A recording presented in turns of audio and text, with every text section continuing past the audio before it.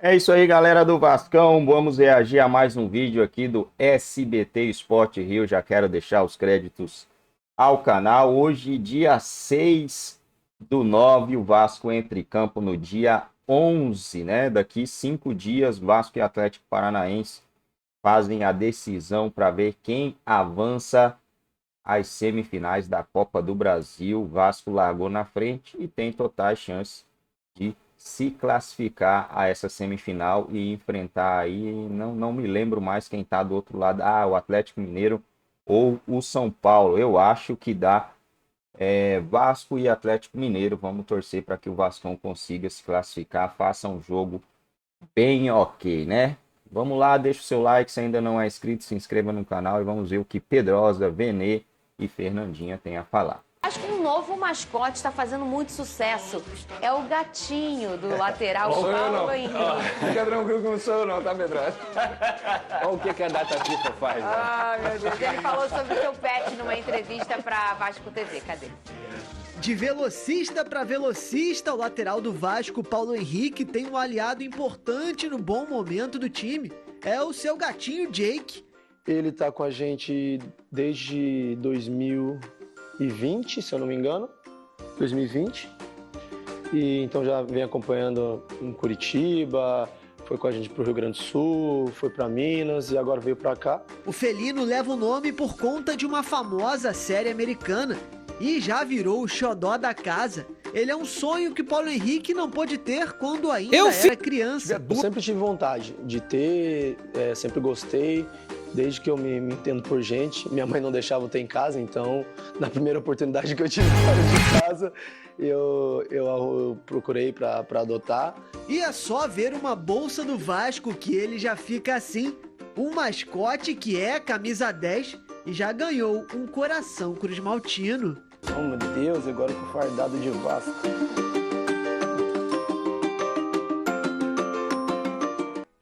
Gente, muito lindo. Vocês sabem que eu amo gatinho, né? Coisa linda. E como é forte o Paulo Henrique, hein? Vocês sabem que eu admiro, tirando aquele jogo lá, eu admiro muito o Paulo Henrique, um jogador com muita qualidade. Falar em qualidade, ô Pedrosa, tem garoto fazendo gol, é isso? Tem, Não é data FIFA? 2 jogadores do Vasco foram convocados para a seleção sub-20, né? Inclusive jogaram em São Januário ontem o Leandrinho e o Ryan. E o Ryan marcou gol em São Januário, tá em casa, né? É um garoto que vem crescendo muito, até falei aqui, recebeu proposta do Grupo Igor do John Texor. O Pedrinho não vendeu e tem sido muito importante pro Vasco, então parabéns ao Ryan pelo momento que ele tá vivendo. 2 litros por dia. 2 litros? É, muito Hoje, bem. mas também quando você está numa boa rota, você conseguir fazer essas situações acontecerem, porque a lesão você não prevê. Ao mesmo tempo, você tem que ter um senso de urgência muito grande. E quem teve o melhor senso de urgência nessa janela, se precavendo, mas também preenchendo lacunas, foi o Botafogo. O Fluminense fez isso muito bem porque os jogadores chegaram e conseguiram corresponder. O Thiago Silva é um monstro, ele mudou a vida do Fluminense. O Serna também é um cara que se tornou titular rapidamente e tem conseguido fazer gols importantes. Enfim, e aí você olha para o próprio Botafogo, é a melhor janela do Brasil. Não só em números, mas também em qualidade. Se trazer um Alex Telles, se trazer um Igor Jesus, um Thiago Almada, é um absurdo. O caso do Flamengo, a gente vai começar a ver agora isso acontecer, porque o Flamengo foi se reforçar no fim da janela. Sim. O Alcaraz é jogador com nível titular, o Alexandre é jogador com nível titular, o Michael era um cara que ia ser titular muito provavelmente e acabou se machucando. Ainda tem a questão do Plata, que para mim é um jogador que também vai aparecer. Então o Flamengo vai começar a ter os resquícios da janela agora. O Botafogo já está tendo desde o início. O Alan também já fez. Desde julho já tinha se programado para essa janela. Então eu acho que o time mais beneficiado positivamente pelo bom trabalho que a diretoria fez foi o Botafogo. Você pode explicar para o povo, Pedrosa, o que é esse fair play financeiro? Tá. O povo fala tanto disso, mas tem muita gente que não está entendendo muito bem, Pedrosa. Tá. Eu vou resumir aqui, porque isso não é um assunto simples, mas eu vou resumir. Fair play financeiro foi um mecanismo criado pela UEFA lá em 2011 e nesse mecanismo os clubes só poderiam gastar o que eles arrecadam. Eles poderiam passar ali um valor muito mínimo, porém, nesse valor mínimo eles tinham que comprovar que eles tinham a condição de suprir qualquer dívida que eles fizessem. E aí depois outras vertentes foram entrando dentro desse fair play. Mas basicamente é isso. O clube só pode gastar o que ele arrecada. Se ele gastar o que ele não arrecada, isso quer dizer que ele está se endividando. E quando você se endivida, o que acontece? Vou dar um exemplo qualquer aqui. O Corinthians vai lá e compra o Ranieri do Cuiabá. São times da mesma divisão. O Corinthians é um time que tirou um jogador do Cuiabá para poder reforçar o seu time e não pagou o Cuiabá. O que está acontecendo? Você está ferindo o fair play financeiro, porque você está tirando um jogador de um time que é seu concorrente direto no mesmo campeonato e não está pagando. Então isso não tem, digamos assim, isonomia, não tem justiça nessa situação. O fair play financeiro não é só para conter gastos, é também para fiscalizar os clubes que são mal pagadores. E isso, gente, eu estou falando do Corinthians, mas vários clubes no futebol brasileiro fazem as mesmas práticas, tá? Então, o fair play financeiro não é só para você botar um teto de gastos. O que o John Textor, inclusive, discorda do fair play financeiro que é praticado lá na Inglaterra é que, por exemplo, seu time arrecada R$1 bilhão, o que significa que ele vai poder gastar 750 milhões de reais em salário. Se o meu time do mesmo campeonato arrecada 400 milhões de reais, eu vou poder gastar 75% desse dinheiro só. Então, a disparidade de finanças, ela vai continuar muito grande. Sim. Então, o fair play financeiro, ele é bom, ele é positivo para você proteger os clubes, mas até mesmo o da Europa também é algo que deve ser discutido. Porque o Manchester City, por exemplo, ele arrecada 1 bilhão de euros por ano. O Crystal Palace do John Textor arrecada 300 milhões de euros. Então eles nunca vão ter a capacidade de igualdade para você tornar o campeonato um pouco mais equilibrado. Isso é a visão do John Textor, tá? Não é a minha visão. É por isso que ele fala que tem que ter uma base salarial estipulada. Sei lá, todos os times podem gastar 500 milhões de euros em salário. Ele pede isso. Então aqui no Brasil há um estudo... É até um pouco lógico, assim, tem sentido, lógico isso. Não, tem sentido. É para você igualar o campeonato. Porque senão vai sempre um só vencer e o outro nunca vai conseguir alcançar. Só que aí tem muitas vertentes, na organização financeira. Por exemplo, o Flamengo. O Flamengo é um time que vem se organizando há 10 anos, há quase 15 anos dentro do futebol brasileiro. É justo o Flamengo ter um limite de gasto, sendo que ele vem se organizando nos últimos 15 anos. E aí, do nada, vem qualquer bilionário aí, o Bahia. E aí o Bahia... eu tenho 2 bilhões de faturamento, eu vou investir isso aqui e acabou, vou igualar o Flamengo. É uma questão que é também delicada, que tem que ser discutida. Desde 2020, tem um economista, o César Grafietti, ele entregou um documento para a CBF para implantar o fair play financeiro aqui. Em 2020, todo mundo cagou para isso. Então, hoje, quando a gente fala sobre fair play financeiro, claramente é motivado pelo clubismo dos clubes que não querem perder o seu trono dentro do futebol brasileiro. Eu acho que a gente está num momento do futebol brasileiro em que a parte do fair play, em que você tem que fiscalizar quem faz o mal pagador, ela é muito mais latente do que você pegar e botar um caminhão de dinheiro no clube, como se fez no Bahia, como se faz no Botafogo. Todo mundo, e ele acabou de fechar com a contratação internacional do Memphis Depay. Então, assim, é justo isso? Não é justo, gente. Não é justo. Só isso. E você, Vene, o que acha desse fair play todo, de toda essa discussão da galera aí? Eu sou extremamente radical. Eu acho que esse debate tem que acontecer desde já, gente. E para mim não é por conta do Botafogo que está investindo alto, porque tudo que o John Textor está fazendo está dentro da lei. É um trabalho. As pessoas estão criticando o John Textor, mas, gente, ele não está fazendo nada irregular. A lei permite o que ele está fazendo. Ponto e acabou. O Flamengo sofreu muito com isso também. Em 2019, quando fez altos investimentos, todo mundo falava assim, da onde vem o dinheiro do Flamengo? Gente, o Flamengo é um clube que está se estruturando desde 2013.